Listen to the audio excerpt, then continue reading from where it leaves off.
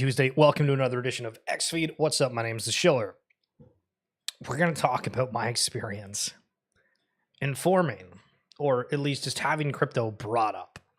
And it's sort of sad, to be totally honest with you, but I understand it, and we're going to kind of dive into react how we will. So if you just type in the Bitcoin scam on Google search, what comes up? All right, well, here's the bank that says a common cryptocurrency scam. A seemingly credible person or business demands a payment with cryptocurrency. They may claim they don't accept any traditional forms of payment, such as credit and debt card payments.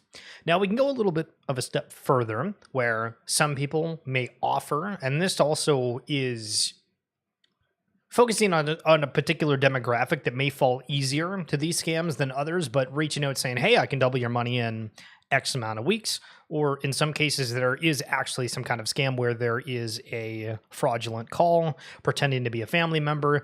The whole hostage situation, you guys have probably seen some crazy stories online of certain situations unfolding like that. And so there's a little bit of a toss-up of these kind of scams. And again, the way that banks are, it's probably easier to be able to move around crypto a little bit more than from a bank account, because that has a little bit more of a trace. Now, with all that being said, we have seen where some places are now blocking cryptocurrency ATMs, not crypto as a whole, but particularly those ATMs. So I want to give you a scenario where maybe there's an older person within your family that gets contacted by somebody and they say, hey, go to one of these ATMs, send us this money, get it, whatever, and then they're getting scammed. And that's kind of bad, right? So this morning, I happened to be talking with some people that were out and about, and crypto gets brought up as, you know, generally I don't ever try to bring it up, but depending on the crowd, depending on the way things happen, sometimes it wasn't even me that brings it up, it's somebody else within the conversation, and that's what happened. And as soon as the word crypto came out, oh my goodness, they started saying, that's a scam, all the people going into this. And it was talking about how Bitcoin has skyrocketed to 120,000. There's people that are not paying attention that closely to crypto that noticed that and wanted to bring it up to me. And other passerbys were like, that's a scam. And it was like, huh? And I'm a pretty open-minded person, so I understand everybody's got these differences and whatnot, but it reinforces the fact that there is going to be an absolute large amount of people that are just never going to touch anything within this industry unless it's completely hidden behind. So food for thought as we're moving forward and around the discussions where how do you make Web3 rails invisible and easier for people where they just enjoy the apps and we're not having this speculative phase or needing to learn about Web3 lingo and all that jazz. But this week, it's Crypto Week in the United States. The U.S. House Committee on Financial Services says, in quotes, the era of digital assets is no longer just a promise. It's a national priority. What an unbelievable headline heading into the week. Again, yesterday wasn't really a whole lot of excitement, but maybe later in the second half of this week, sparks will fly. So I saw this post the other day from Daniel G. There's quote tweeted his own post saying Node Monkey's probably a buy here a couple days ago. And then, of course, a screenshot of a particular Node Monkey. Well, sorry, I should say it's the collection. At first, when I looked at that, I was like, oh, maybe that's a rare one. But 452,000 in volume. So it's up basically 50% from the day before. But we're also seeing Bitcoin flying, and we're also seeing certain Ethereum NFTs, Bored Ape Yacht Club. We're seeing Pudgy Penguins really catch a bid.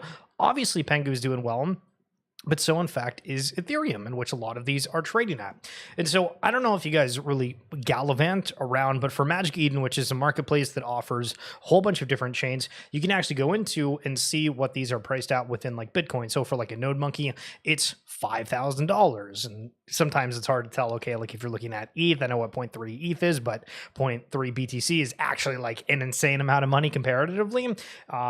And so when you just go around and you see these different things in Bitcoin puppets, you might have seen these around, and you look and see and like, okay, so these are $5,000 too.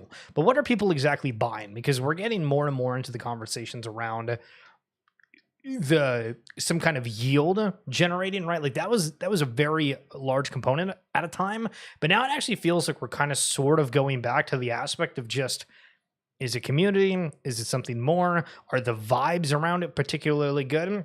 But we'll get back to that topic in just a second. So whoever this is was doing a giveaway for an NFT. You really floored the NFT I gave you to make $1.75. Holy shit, that's a wrap for me doing giveaways. I mean, what do you expect? Welcome to 2025. So Mudtooth, every crypto brand on X is rocking a Pudgy Penguin NFT. And if you haven't seen, like, legitimately every single company that's in Web3 seems to have done that over the past 48 hours. But they didn't buy the NFT. No, they didn't. They just photoshopped one to match their logo. Imagine flexing a Rolex by printing a PNG and drawing your initials on it. Why buy the NFT when you can just screenshot it? This is what NFT adoption looks like in 2025. Well, to the point a second ago, well, maybe it's not necessarily about the price. And sure, I think we can't take away of, like, would the excitement for Pudgy Penguins not be, or sorry, be where it is, even if, like, Pengu and Pudgy Penguins were, like, trending downward? I mean, we can make arguments about that, right? We can make arguments about that. But I think that this is something that's serious to look at, right? It's not about anything more than wanting to be included on something. And this is the narrative that I keep going back to with these online communities. People want to be a part of something special. And Web3 seems to be creating these moments, and people want to get into something that just, inherently is exciting. When was the last time you felt excited in your day? Maybe you're excited multiple times a day. Maybe you're doing something eventful. Maybe you watch sports, go walk your pets, whatever the hell it is. That's great. That's great. But other people, maybe they need something to get excited about, and Web3 is their only outlet for it. So one of the craziest things within the abstract launch was this thing called Bitcoin. And Bitcoin was essentially this game where you had a room, it did these animations, and you mined Bitcoin. I am getting 0.04 Bitcoin a day. Now, at a point earlier on, people that bought into this initially were legitimately printing thousands upon thousands of dollars a day from basically doing nothing. But the concept with it is that if you're wanting to upgrade the room, if you're wanting to have more miners, you would have to spend your Bitcoin. And so if there was new people wanting to come in the ecosystem and they wanted to, like, skip all the waiting for it, they could just go out and spend, right, instead, and get ahead. And it went super, super viral. And then it kind of fell off the face of the earth, sort of, in a way. It went from, I want to say it was like $8 at a point down to like 25 cents a token. But then we still have people that are trying to do something with it, right? So 1.5 million big sent to the burn address. That's 18% of the total circulating supply. I feel like we haven't seen token burns come up too often lately for trying to correct tokens, but very interesting to see. Now, on the topic of tokens, we are seeing the Think protocol and the Think agents coming out. Apparently, they're launching on KuCoin soon, so here's their quick 2-minute video regarding it. What if AI wasn't something you rent for them, but something you own? Think is a decentralized AI protocol, the new standard for building, owning, and evolving intelligent agents. They're on-chain and under your control. At the heart of it is a Think agent. It's a non-fungible intelligence. Not just a digital asset, it's your personal AI. It learns from your world, it adapts to your needs, and it acts on your behalf.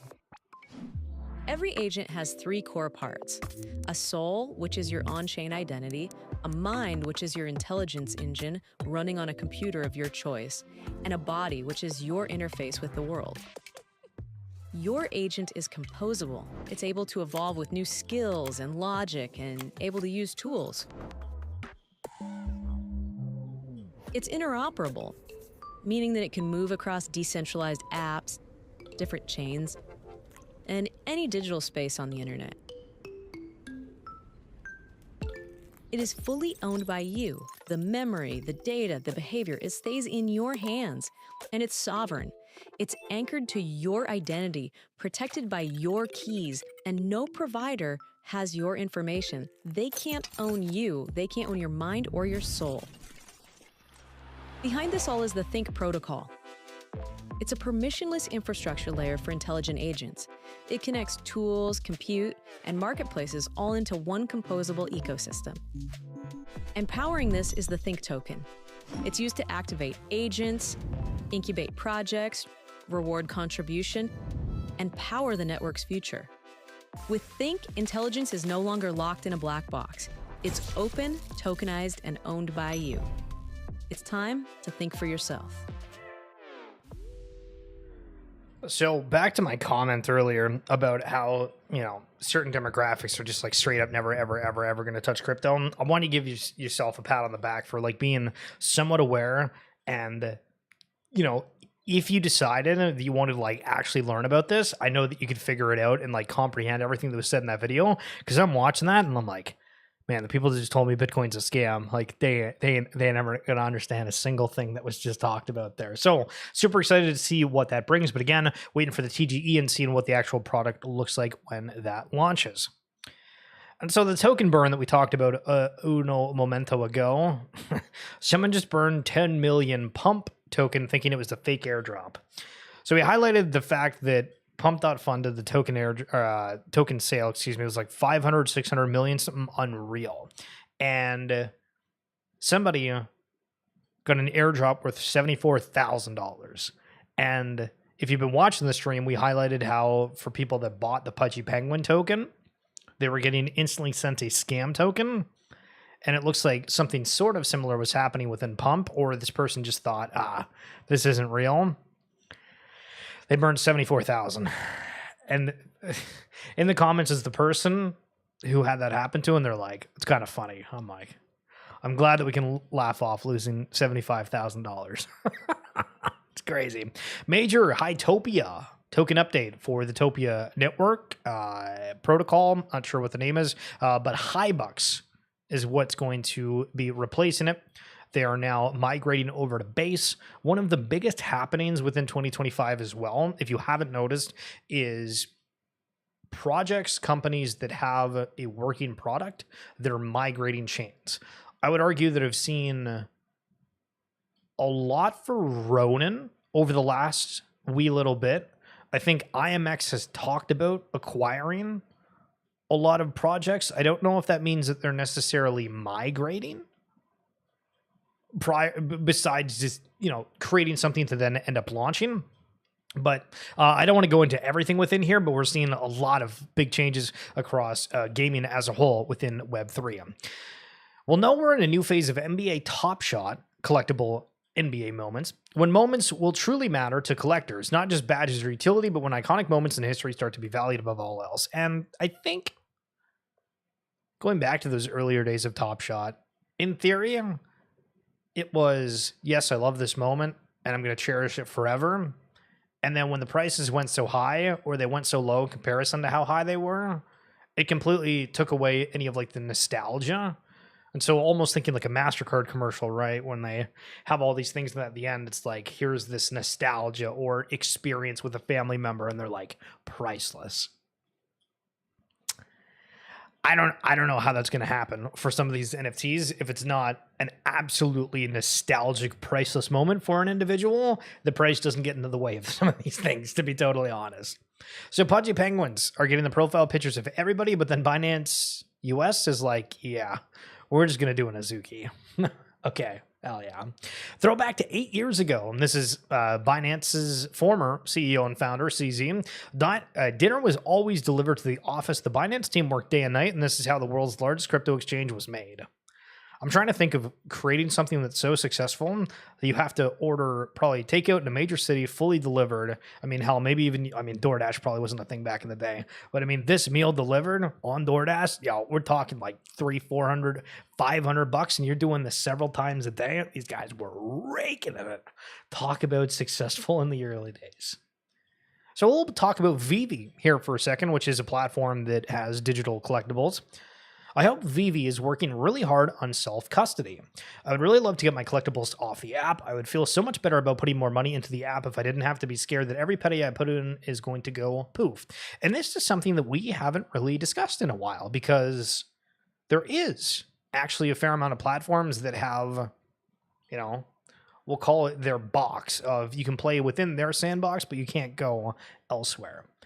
And arguably, I think that's a fine thing, except for the point right here of, if it goes poof, if they shut down, if it's not active, if it's anything else, can you take it to other experiences? Can we be interoperable in any sense? If the whole thing shuts down, can I take my collectible to have in a different room in a digitalized nature And this is kind of proof that we have in the early stages that people are wanting these things, but also it's not available to them as of yet. So there was a post by Charlie regarding Ape Fest, and it was talking about how Ape Fest is going to be only 4 years long this year at Ape Fest. And somebody rebutted saying, I understand where you're coming from, but Ape Fest 1 was only a night and kicked the shit out of every other Ape Fest by a mile. And I went to that first Ape Fest. It was absolutely phenomenal. I think the people that you were meeting for the first time, you've only ever seen from like their internet photo, right? When you're younger, you're like, yeah, don't meet that weird person on the internet. And when you're older, you're like, hell yeah, brother. It's sort of funny. But I mean, we go to a concert anywhere and it's a couple hours. Sometimes it's not even 4 hours, or the main act is not even that long. So I sort of get where they're coming from, because a lot of these events have been several days. But maybe they're just going to make that 4 hours absolutely phenomenal. And that is the hope. So Crunchyroll and Azuki, they're working together for the Crunchyroll booth for the Anime Expo. A couple different takes on the timeline regarding it. All of it really, really bullish. But think about it. We have every Web3 brand that's now rocking a Pudgy Penguin. We have Crunchyroll, which is the biggest anime streaming service. I mean, besides Netflix, I mean, Crunchyroll may even be bigger. I don't exactly know. But these big brands are wanting to be associated with something because it gets the attention. It gets a whole new crowd and gets people that are wildly obsessed with certain IP, right? You take a Bored Ape, slap it on whatever. Let's just say it's like 4,000 members. Well, probably more than that with mutants, dogs, everything. 5,000, 6,000. You have 6,000 ravaging fans that are willing to pay for it. And we saw on Telegram stickers. Ain't nobody cares about Telegram stickers before that, but oh, it's the brand that I'm absolutely obsessed with. Let me jump in the fun. Same thing with Azuki. You know, they're 5, 6, 7,000 plus fans that are diehard fans, right? Like there's people that are associated. I mean, I could throw myself in that lump saying, hey, you know what? I think Azuki's interesting. I haven't bought anything from them, but I'll pay attention to what's going on. The attention that these things are going to provide, the interoperability aspect that people want to go down that route, trying to get accompanied and accustomed to Web3 ways. It's a very, very exciting time to be watching the industry. Dishwashers are so cool. You can load the dishes in and have them all clean in 2 hours, which is only like an hour and 45 minutes longer than it would take for you just to do them by hand. True. Why the hell do we use dishwashers, guys? What's going on? And then Sergito here, who's the CEO of Meebits, using NFTs as profile picture signals membership in a particular project and also promotes its underlying blockchain. Nobody wears an ETH logo as a profile picture, but rocking a punk, Meebit, dick butt, etc. signals alignment with Ethereum. Just like rocking a Ferrari hat tells the world that you're both a Tifosi and an F1 fan. It's funny because I don't really watch like F1 at all, and if I saw a Ferrari, yeah, I guess I would associate you as being like an F1 fan within that. But this is an interesting take, and the reason why I'm highlighting this is because this episode that not this particular comment necessarily, but I actually talked with Sergio. His name's Sergio Silva. He is from Mexico. Absolute veteran within traditional finance. He talked for like 5 minutes on his resume, and I was sitting there like flabbergasted by it. But he's the latest guest on the RWA Segments podcast. We talk a little bit about NFT cultures. We talk about everything under the sun, and including his open letter to the Ethereum Foundation. It was one of my favorite pieces that I've read. We read it here on the show. If you're wanting to listen to my 30-minute conversation with Sergio, or as he goes online, Sergito, you can check out the link in the YouTube description down below or on my bio on X. But that's going to be it for this edition of XFeed. Thank you guys so much for coming on through. I really appreciate it. Yesterday also, I don't know if you've noticed on YouTube, but I had like 150 views on the stream and then like 72 likes. So I don't know if somebody botted it or if somebody just like shared it to their entire family and then someone said, hey, you guys got to like it. But whatever the hell happened, thanks for getting some likes on that one. But I'll catch you guys tomorrow. Have a good one. Peace.